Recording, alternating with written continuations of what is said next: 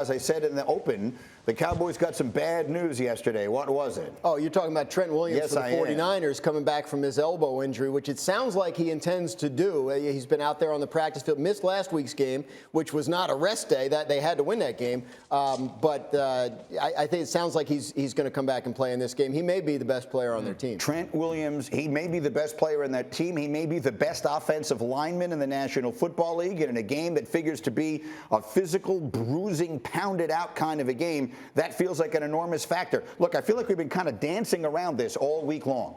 Bad matchup, all is scary, or upset alert. Are the Cowboys getting bounced in the first round of these playoffs, Ninko? Yep. Yes, they are. Yes, they are. And I say that because I think the 49ers, they are a bad matchup. They can run the ball. Trent Williams, listen, I played against Trent Williams. You know, one time I was going against him, he kept telling me, nope, nope, nope. And I kept saying to myself, he's blocking me. Yes, he's blocking me. And I'm not going anywhere. Yes, you're right. No, I am not going to make the play. So Trent, yes, very good football player. Very physical, very fast, athletic, great hands, great feet, very tough tackle to play against. But anyway, back to the 49ers. I think Kittle is going to have a big, big game in the running game. We all know about him catching the ball and being the receiver that he is. But if he can go out there and they can run the football with success and that zone is going and nobody can stop that running game, guess what? Cowboys, man, Stephen A. is going to have a fun time after this weekend. Did you say that he was just blocking? He just kept saying nope. Yep. Nope. He kept saying I was pass rushing. He had me locked up. He kept going nope, that guy, nope, nope. And I was like, dang. He's unbelievable. I remember covering a game in Washington once, and he came out in like an ice pack here, and he was questionable going into the game. He had another ice pack on his leg. He can barely look like Frankenstein's monster. I said, how did it hold up through the game? And he looked at me and went, "They get any sacks?" I said, "No." He's pretty good then. He's very good. Like he's tough. It's a big factor against that. What do you think, RC? I mean, we've been going all the way back to Monday when you were in here. We've been kind of dancing around it. Cowboys in trouble? I mean, it depends on what you think trouble is. I'm not picking the San Francisco 49ers to win, but I also wouldn't be surprised if they do.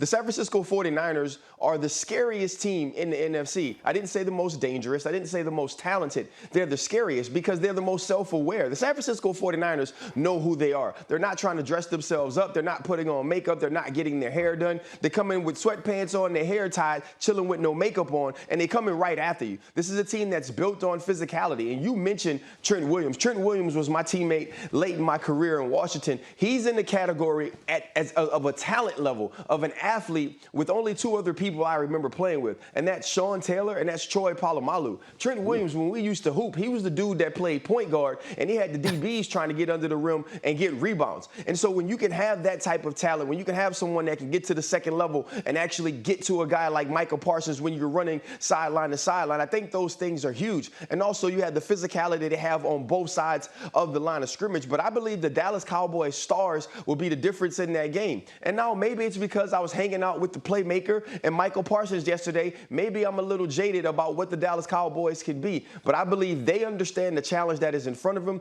They understand the importance of this game, not only as it pertains to 2021 and 2022, but to the last quarter century. And I think their stars make enough plays to just edge out a very physical San Francisco 49er team. What do you think, Saj?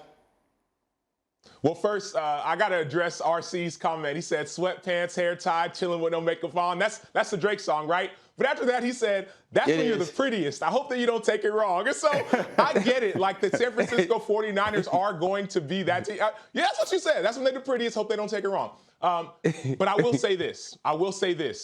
Trent Williams, whether he got sweatpants, hair tie, no matter what, he is a monster. Nink, I played against him as well. My dogs on the outside linebackers. A lot of us at that time were like, hey, let's just go to the other side. That's how good he is. I don't want to go against this guy. And so he is the X factor. That's why I think San Francisco's going to win the game, because of their physical mentality. Trent Williams defines that team.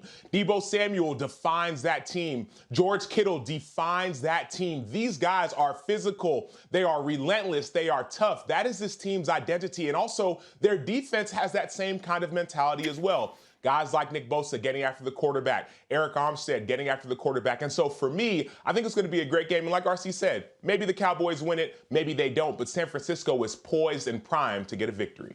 Look, the 49ers were the 1 seed a couple of years ago, and still people weren't picking them.